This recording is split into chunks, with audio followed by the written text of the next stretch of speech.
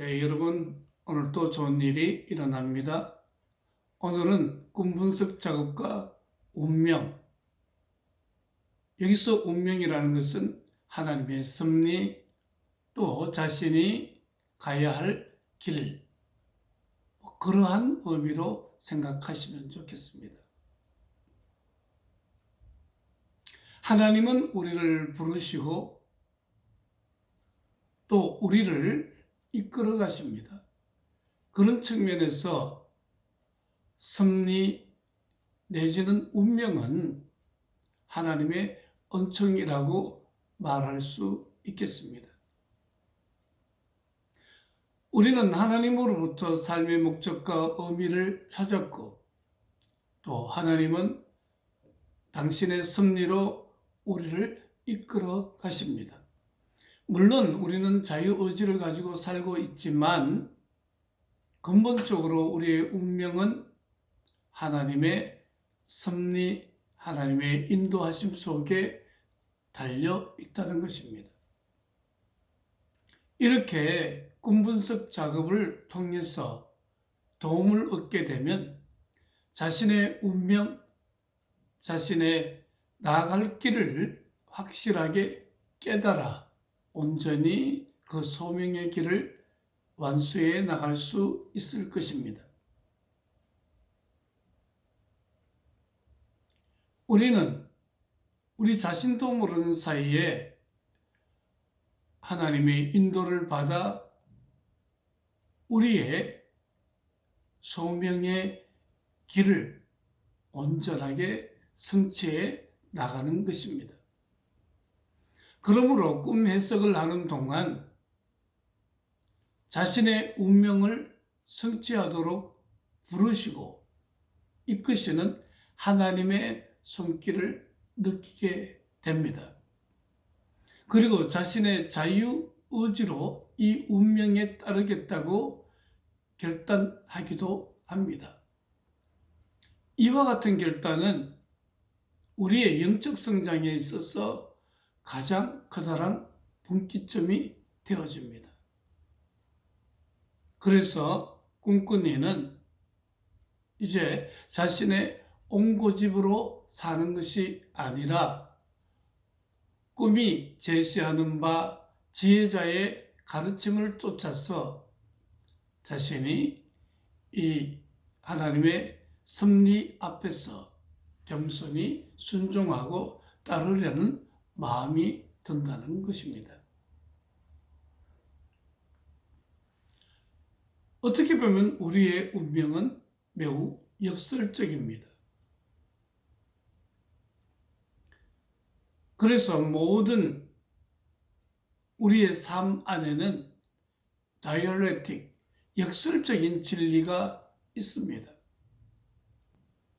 그래서 영성학에서는 Letting go, letting be, 그리고 다이얼렉틱이라는 이 세 가지 차원을 매우 중요하게 여깁니다. 우리는 자신의 운명을 온전히 알려고 끊임없이 노력하면서도 다른 한편으로는 자신의 운명을 완전히 깨달을 수 없다는 그 사실 역시 잘 알고 있습니다. 그런 측면에서 운명은 하나님의 신비와 우리의 무의식적 삶의 신비가 서로 교차되면서 만들어지는 것입니다. 자신의 운명을 알려고 하는 노력을 포기하고 살아간다면 하나님이 이루어 가시는 창조 사업에 적극적으로 참여할 수 없다는 것입니다. 그러므로 하나님이 주신 운명, 하나님이 주신 소명, 하나님이 주신 섭리, 이러한 것들을 하나님과의 깊은 영적인 교제를 통해서 하나님의 뜻을 알게 되고 그렇게 함으로써 비로소 후팍고 하나님 앞에 순종할 수 있다는 것입니다. 즉 깊은 하나님과의 교제를 통해서 또 사색을 통해서 순종하게 되어지는 것이죠. 예를 들면 요셉은 정혼한 마리아가 임신한 사실에 놀라웠습니다. 유대 풍습으로 따라야 할지 어떻게 해야 할지 몰랐습니다. 그렇게 고민하는 가운데서 꿈을 통해서 요셉아 마리아 데려오기를 두려워하지 말라. 이는 하나님의 성령으로 말미암아 잉태된 것이니라. 그래서 구세주 예수 그리스도가 자신의 정혼 여인 마리아를 통해서 이 땅에 오시는 사실을 알았고 그리고 실천하고 순종하게 되었던 것이죠. 만약 그 밤에 요셉이 꿈을 꾸지 않았다면 그는 계속 고민해야 되고 번민해야 되고 갈등해야 할 것입니다. 근데 요셉이 꾼 꿈으로 말미암아 일거에 시원하게 명확한 자신의 운명을 깨달았고 거기에 순종했던 것이죠. 그러므로 꿈 분석 작업은 하나님과 관계를 보다 깊이 의식하게 해주고 우리를 부르시는 그분의 음성을 듣고 따라 살아가도록 도와준다는 측면에서 영성생활의 성장에 얼마나 유익한지 모릅니다. 야곱도 베델에서 귀한 꿈을 꾸고 그가 하나님 앞에 자신의 운명이 놓여 있고 하나님의 섭리로 말미암아 이와 같은 고난 속에 있음을 알고 그 고난의 삶을 21년간 잘 견뎌내는 모습을 보여주고 있죠.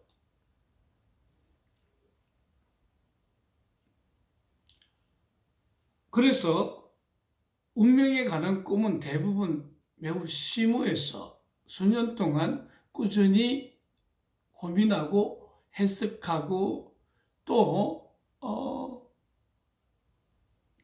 어느 정도의 번민의 시간을 가질 때에 깨닫게 되는 경우가 많습니다.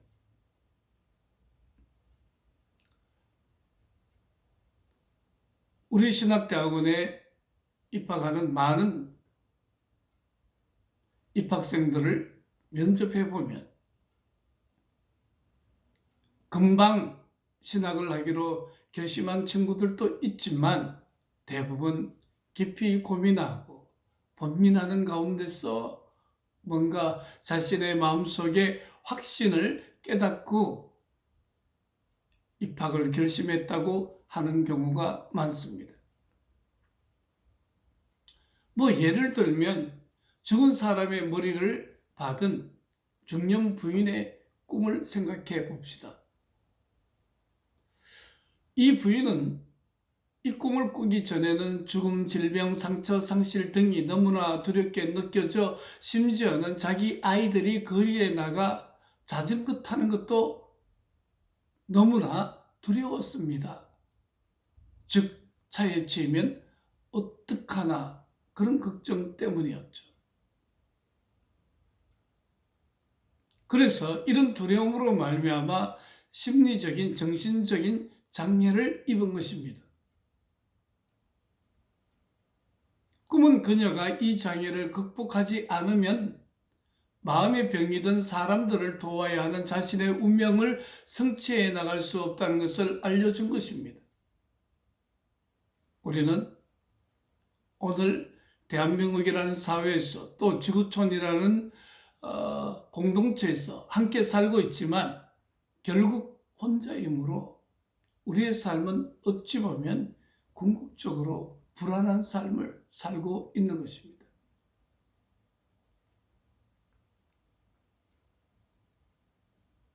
그러므로 이 중년 부인의 꿈은 죽은 사람의 머리를 받은 이런 꿈을 통해서 자신의 불안의 그 원점을 알게 되었고, 그리고 그것을 맞닥뜨림으로써, 그리고 성령님께 기도하고 자신의 불안의 그 원인을 하나님 앞에 아뢰므로 이러한 문제에서 해결되어졌다는 것입니다. 그러므로 하나님이 주신 운명을 자신의 것으로 받아들이고 목적을 향해 나아가지 않는 한 우리의 삶의 진정한 표대를 잊어버린 채 불안에 떨면서 살아갈 수밖에 없습니다. 그러므로 어떤 측면에서 이와 같은 끔찍한 꿈이 때로는 자신이 걸어가야 할 길을 더 명확하게 알게 해주기도 한다는 것입니다. 우리가 영혼이라는 말을 쓸 때는 히브리어로 네페시라는 말을 씁니다. 이는 살아 움직이는 중심, 핵. 그래서 영혼이란 말 안에는 지성의 세계와 의지, 그리고 우리의 감정, 이런 것들을 모두 망라하는 전인적 용어이기는 합니다만은 우리는 영을 생각할 때에 이는 하나님과 직접 교통하는 기능을 생각하게 됩니다. 그래서 우리는 영혼이 있기에 직접 교통하는 그와 같은 기능을 가졌을 뿐만 아니라 우리의 운명을 이끌어가는 에너지를 우리의 영혼이 지니고 있습니다. 사람들이 어떤 특수한 상황에 처할 때 종종 자신의 미래를 알게 되는 것은 바로 이와 같은 영의 힘이라고 하겠습니다. 우리의 영혼은 주로 꿈을 통해 하나님과 교통하여 하나님이 마련해 놓으신 운명을 우리에게 알려주는 역할을 합니다. 그러므로 꿈은 영혼의 목소리라고 말합니다. 꿈의 해석을 통해 우리는 영의 목소리를 듣고 그 메시지를 따라 살아가는 방법을 배우게 됩니다. 자아는 영과 관계를 맺고 하나님의 목적을 깨닫습니다. 영혼은 자아와 하나님이 만나는 통로가 됩니다. 물론 영혼은 아까 얘기한 것처럼 지능, 의지, 상상, 기적, 이와 같은 의식적인 기능, 감정의 세계, 의지의 세계 모두 망라하는 전인적 차원의 용어이지만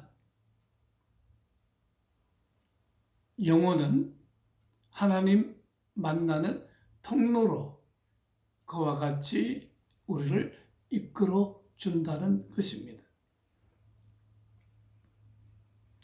영혼은 우리의 의식적인 차원과 무의식적인 차원 모두에 작용을 한다.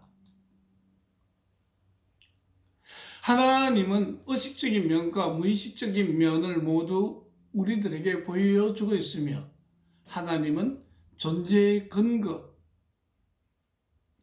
그리고 모든 능력의 근원이라고 불리어집니다. 그래서 우리 인간들은 집단 무의식과 접촉함으로써 새로운 에너지를 얻을 수 있고요. 또 집단 무의식은 하나님의 무한한 본성을 어느 정도 지니고 있다는 것입니다. 그러므로 우리 인간 안에는 하나님과 교제할 수 있는 영혼의 씨앗이 있어서 모든 인간은 종교성을 갖고 태어난다. 즉 창조주를 향한 기본적인 열망을 가지고 있음을 보여줍니다. 하나님도 우리의 무의식 세계도 다 신비롭죠. 그래서 이 신비로운 것 안에서 우리의 꿈이 들어오게 되는 것입니다. 때로는 우리는 운명적인 사건을 경험합니다. 코로나19로 세계에 지금 수십만 명이 죽어가고 있습니다. 또 우리가 이 세상을 살 때 엄청난 좋은 기회를 얻을 수 있게 되고, 또 아이가 출생한다든지, 또 뜻밖의 사고가 난다든지, 정말 범벅할 수 없는 불가항력적으로 다가오는 운명이 있습니다. 그러나 이런 꿈 분석 작업을 통해서 이런 결정적인 사건들을 충분히 다루게 되면 하나님과 자기 자신과의 관계를 더 깊고 풍요롭게, 또 자신의 삶을 더 깊고 풍요롭게 살 수 있도록 해줍니다. 코로나19는 그냥 우연히 들어온 것이 아니라 어떤 하나님의 섭리 속에 있는 것일 것입니다. 그러므로 우리는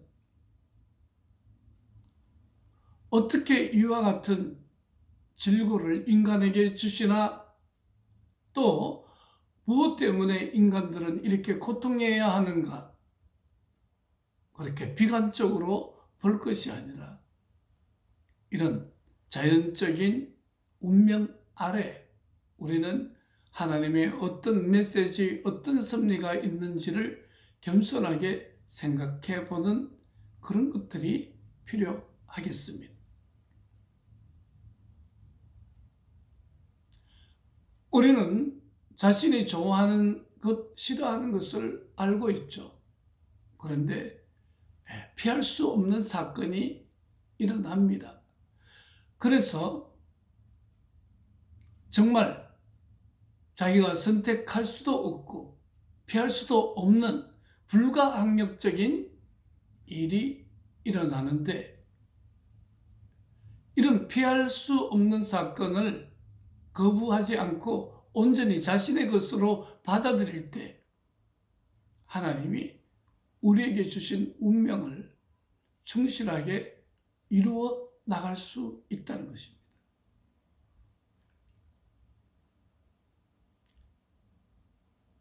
바다에 큰 해일이 일어나고 태풍이 불므로 말미암아 바다는 그야말로 풍랑 속에 엄청나게 소용돌이칩니다. 도무지 왜 이와 같은 일이 일어납니까? 이렇게 해일이 일어나고 또 한편 태풍이 일어나서 큰 파고가 일어날 때 바다는 뒤집어지고, 그리고 바닷속의 산소는 더욱 새롭게 공급되어져 있는 것입니다. 그냥 흐르지 않고 잔잔한 물은 어떤 측면에서 보면 죽은 물이 있는 것이죠. 바다는 일렁거리기 때문에 바다다움의 생명력을 갖고 있는 것입니다. 우리의 삶도 일렁거리는 이런 운명의 파고 앞에 우리의 삶이 더 아름다운 진섬, 미의 창조가 일어날 것입니다. 이렇게 우리 자유의지로 자신에게 일어난 사건들을 운명으로 받아들이고 원대한 하나님의 섭리 속에서 이 사건이 어떤 의미가 있는지 발견해 나가는 것 매우 중요하다고 생각합니다. 삶은 순례자와 같습니다. 여행자인 것이죠. 우리는 이 여행에서 하나님이 우리를 인도하시고 우리에게 이루어가야 할 소명을 주시고, 우리는 우리가 추구해야 할 소명을 하나님으로부터 찾아서 내가 이 세상에 무엇 때문에 와서 무엇을 해야 하며 어디로 가는지를 알고 사는 것 중요한 것이죠.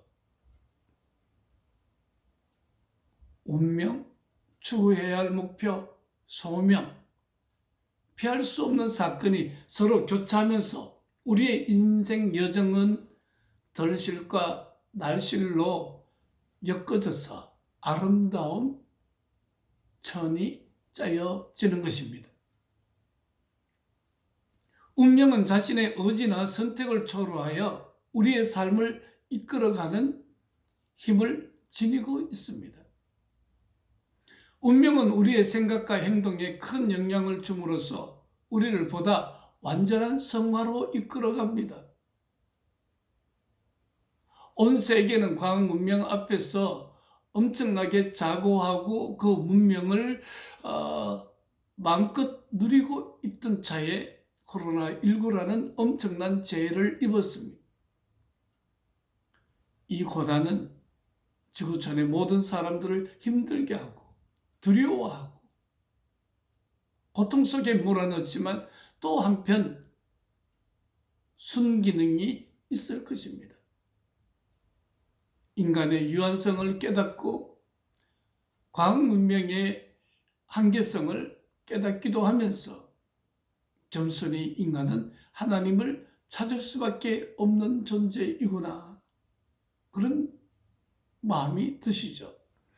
모든 여행은 목적지가 있듯 우리의 삶도 이끌어가야 할 운명이 있다는 것을 깨닫고 이 운명의 인도를 의식적으로 살아간다는 것, 그것이 바로 아름다운 우리의 삶의 여정이라고 하겠습니다.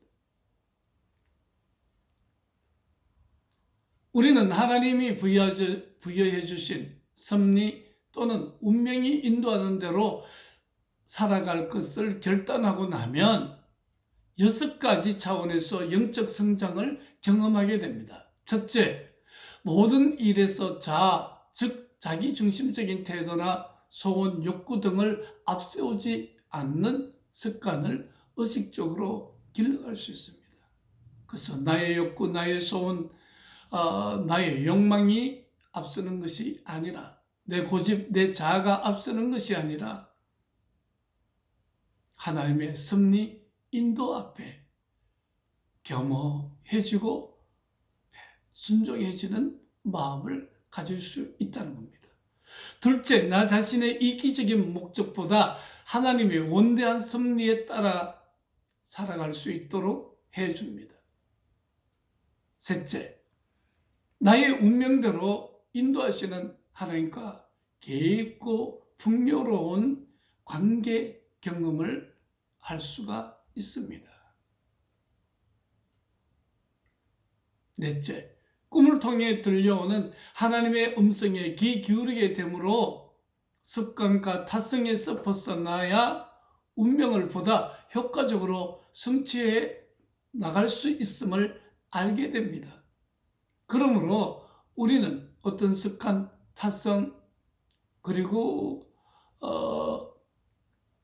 뭔가 익숙했던 방법으로 삶을 사는 것이 아니라 꿈을 통해 어찌하든지 하나님의 음성, 하나님의 뜻, 하나님의 마음에 귀를 기울이고 그 목소리를 들으려 합니다.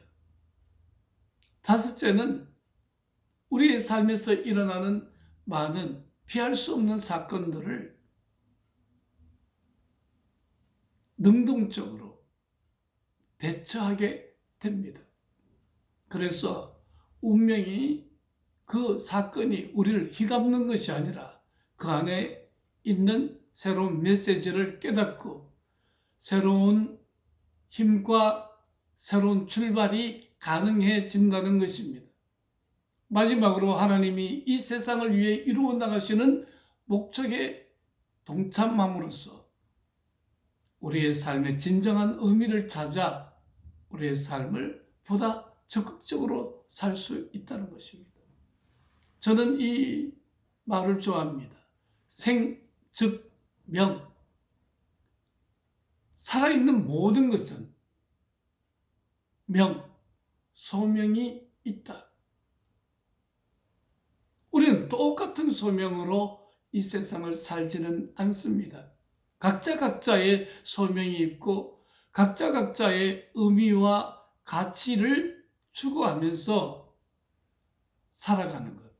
그것은 융이 말한 셀프 실현이라고도 할 수 있고 또 우리 영성에서 말하는 소명을 발견하고 그 소명의 삶을 살아가는 것이라고 할 수 있습니다. 이렇게 꿈을 통해서 하나님의 그 섭리 속에서 하나님의 아름다운 당신의 섭리를 이루어가는 목적에 우리도 작은 한 부분으로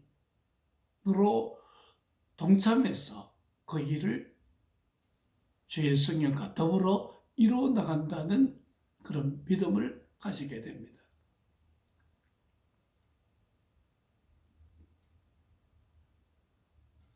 우리는 신정론이라는 조직신학의 한 부분을 마주하게 되는데 하나님은 전능하시다. 하나님은 선하시다. 그런데 왜 인간 세상에 이런 어렵고 끔찍한 일들이 또 약한 자의 핍박과 고난과 저주의 삶은 도대체 무엇인가? 그렇게 전능하시고 그렇게 선하시면 저런 착한 사람들, 착한 아이들에게는 저런 일들이 일어나지 않아야 되지 않는가?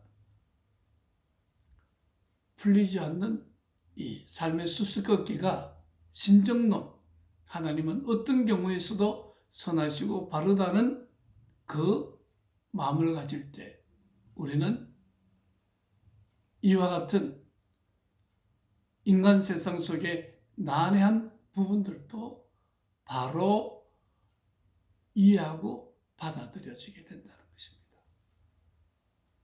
감사합니다.